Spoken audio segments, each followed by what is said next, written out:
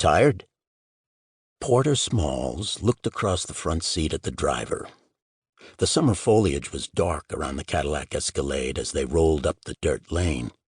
The south branch of the Potomac River snaked along below them.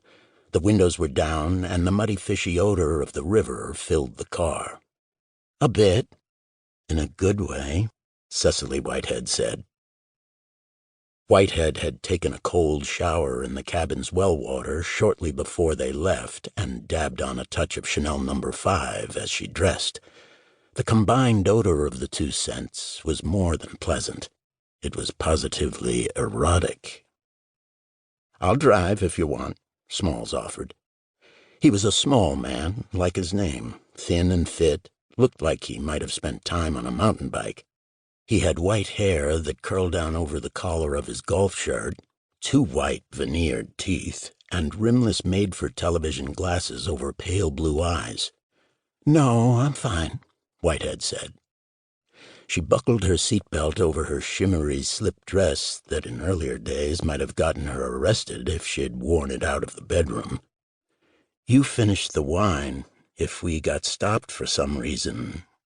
"Right," Smalls said.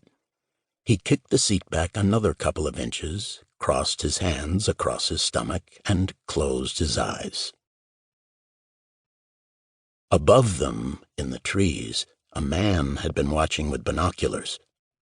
When the silver SUV rolled down the driveway, past the mailbox, and made the left turn onto the dirt lane, he lifted a walkie-talkie to his face and said, "I'll be home for dinner."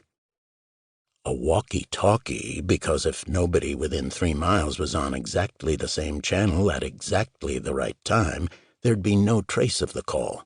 Nothing for even the NSA to latch onto.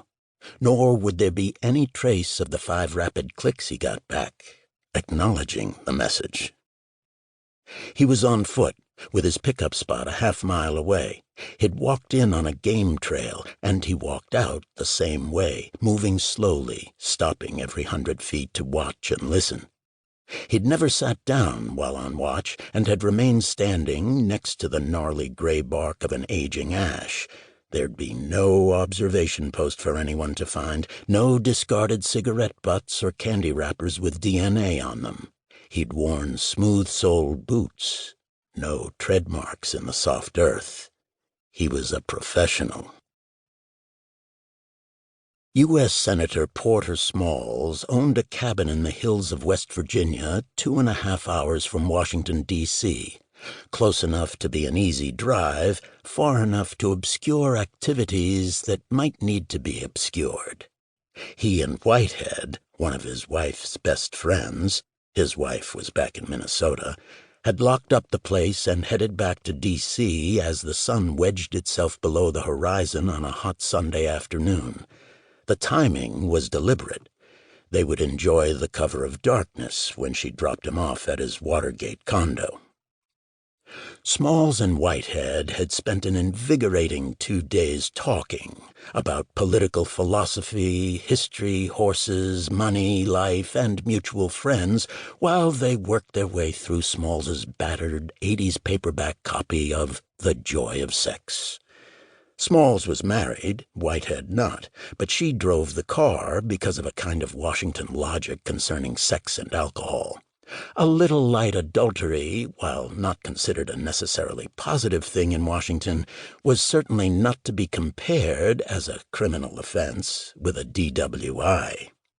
Banging an adult male or live woman might, maybe, get you a paragraph on a Washington Post blog. God help you if Mothers Against Drunk Driving jumped your elective ass. So Whitehead drove.